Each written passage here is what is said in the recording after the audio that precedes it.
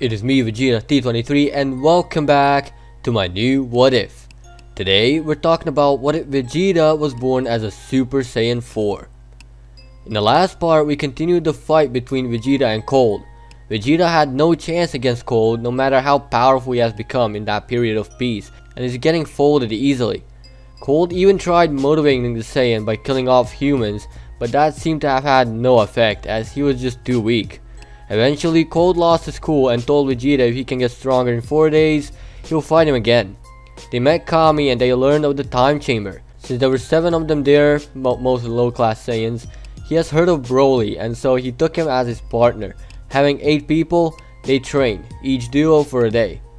The last to enter were Vegeta and Broly, and they came out stronger than ever. With that, Broly and Vegeta went to face Cold, and Broly was the one to fight. Every time Cold powered up, Broly followed, and eventually he went nuts and transformed into a Super Saiyan. With the recap out of the way, let's continue the what if. We have a flashback of how he attained Super Saiyan. Vegeta and Broly were sparring in a time chamber, and Vegeta started tampering with him to get his latent potential out. This was a bad idea, as Broly went nuts and went into the Ikari state. Vegeta could hold him off though, until Broly completely snapped and transformed into a Super Saiyan. The catalyst being how he misses his father and all, and wanted to go home, channeling that into a Super Saiyan.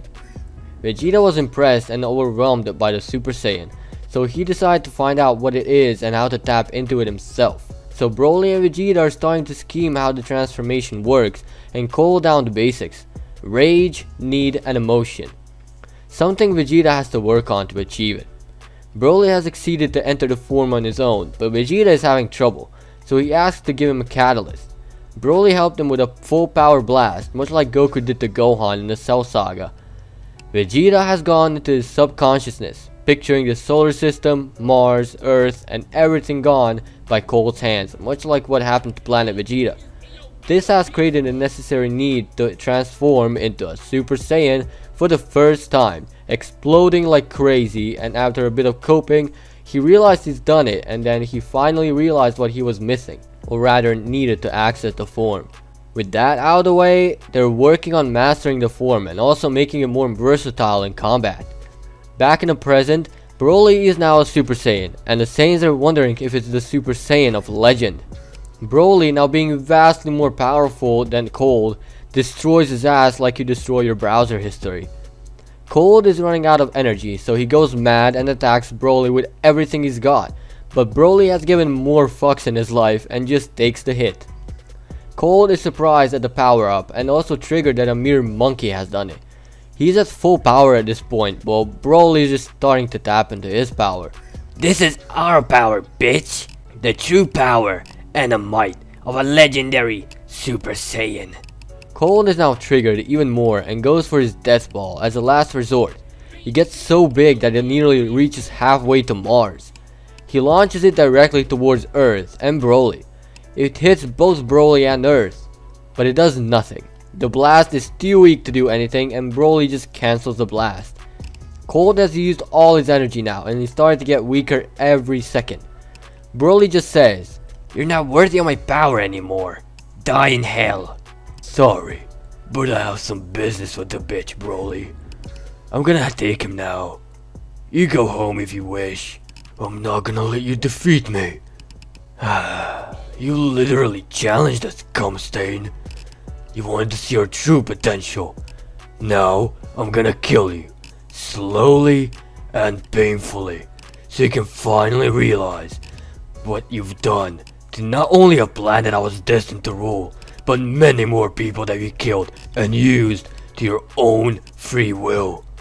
You're nothing anymore. Nothing. I turned your son into ash, but I'm not repeating the same mistake with you. I'm going to kill you slowly, so you realize what you've done. Vegeta then paralyzes him just as he did back on Planet Vegeta, and with nowhere to go, Vegeta starts slowly breaking his limbs, one by one, while Cold is screaming in excruciating pain.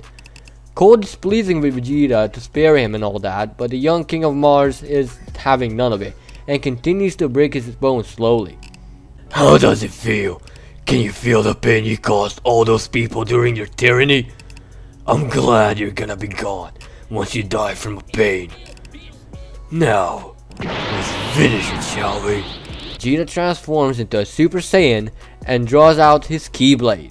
He started slowly puncturing through cold to make him feel pain he deserved. Finally, once satisfied, he threw him high in the air and sliced him into a million pieces and blasted those pieces away just like Trunks did in the original. With cold now gone, the Earth and the entire solar system is at peace. Bulma gets out and blushing invites Vegeta and the Saiyans to dinner. Vegeta remembers the old Yardratian's advice and accepts the proposal, much to Bulma's surprise. It's been a few weeks after the whole shebang and Vegeta has found his way with Bulma, constantly visiting each other to Earth and vice versa. He gave Bulma the scouter so they can communicate whenever they feel like, and it really started to click between them much more than with Yamcha back in the original Dragon Ball. However, this doesn't last as their Red Ribbon army enters the city and starts pillaging stuff there. Everyone cowers in fear as they run away from them. Kakarot hears the commotion and gets out, wondering what the actual hell is going on outside. Kakarot gets out and just then a tank was about to run him over, but the tank takes all the damage, nearly exploding. Kakarot sees the carnage, breaks into the tank and questions him there. Then they cower in fear as they didn't know Saiyans lived there and so decide to dip out of there. But Kakarot killed them before they tried anything. Knowing shit is getting real around here and knowing both his parents are in a different city working, he has to take it into his own hands. The army is making its way towards Capsule Corp, but not before Kakarot comes and wastes them all. Literally. With that, they're seemingly disposed of and Kakarot goes to a nearby restaurant and vacuums most of their stock with the savings. With that, we're leaving things be for now. Thank you for watching. If you think the ISP I have is trash, then click dislike. But if you liked the video, hit that like button. If you'd like me to cover your idea in the near future, comment down below. And as always, peace out.